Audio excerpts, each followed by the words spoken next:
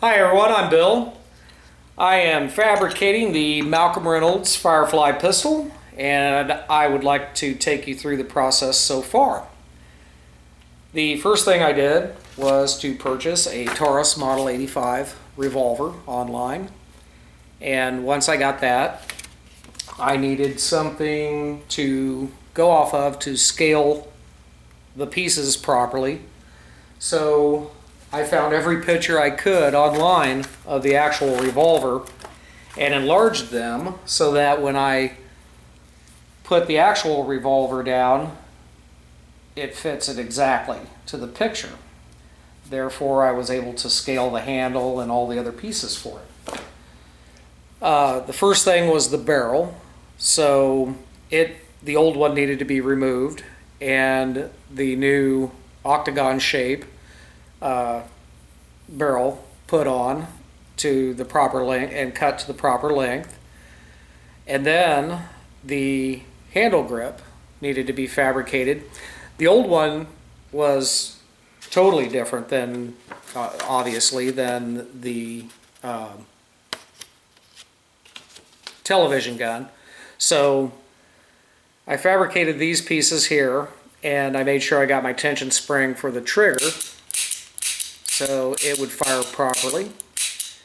And then once that was completed, I needed to make the side plates. So the side plates are made in three pieces. Well, I made them in three pieces. So there's a section here, and you can see it better from the back. I've got it tacked together here so that I could sand everything smooth.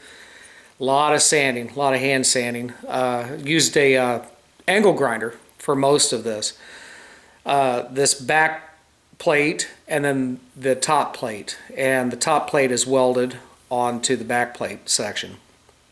All of this is ground down, angle grinder, hand files, and sandpaper. A lot of hand sanding. Can't say that enough. But anyway, I wanted to make sure that this went on smooth so that when I pull the trigger, it doesn't obstruct the cylinder. So this will all get bolted on at the end.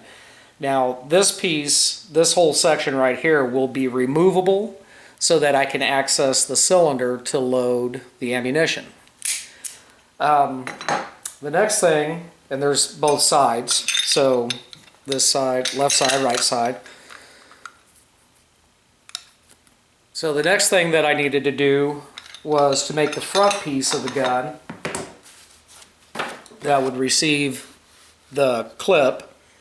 And with that, it's 3/8 by 3 cold rolled steel and angle grinder, carbide bits with air tool and hand files and a lot of hand sanding. This piece here that goes around the barrel, that the barrel fits into, that's 8 different pieces, and I welded all of those together and ground everything down. And this just slides over the barrel, so it will get screwed into place here, here, and then there's 2 little screws that go up. Well, they'll be good sized screws that go up underneath of there, and then the side pieces will be put on like that. Now the right side is going to be a permanent attachment, but the left side, like I said, this section here will be removable. And these little doodads here will go on, and they'll be welded permanently in place to this front section, so they won't come off with the side plate. The clip, I made the clip out of 1/8 inch tool steel and just welded, angle grinder, and files and sandpaper. That fits up into there. This I'm going to pin, so otherwise it's going to fall out of there, and I don't want that. So I'll pin that in place, or I'll put a decorative screw in there and make it look nice. Now, hopefully, I was thinking about firing a live round out of this. I'm going back and forth on that. I'm real confident that I'm going to be able to shoot blanks without any problem. A lot of the, well, some of the explosion will escape through here, and hopefully with that 45 barrel on a 38 round, that will help help some of the gases escape through there as well. So I've got these pieces here drilled out. Now what they'll get is a rod placed in there, and it'll be cut off flush with the top, and that's on both sides. And then there's 2 little screws on each side, 4 total, and they don't do anything on this gun, but they're there on the Malcolm Reynolds gun, so they're going to be on this gun. The front sight will be, there's 2 little screws, all holes there for the screws. That'll be placed on there properly based off of the pictures, the enlarged pictures. So I'll get that attached. And then the rear sight, I still have to fabricate the rear sight for this gun. And this will be the, I'll be right back. This will be the round section of it, and then I need to fabricate this piece here and then make this part here probably all one piece. And what it will do is screw into the top of the gun here. So that'll all be done, and it'll end up looking, yeah, I don't know if you can see it that well, but it'll end up looking like that. And then there is the, I think this is probably the safety for the pistol. And what I'm going to do is I'll make it pivot up out of the way so I can take that side plate off and on. This isn't going to retain this side plate at all. This is just because it's there.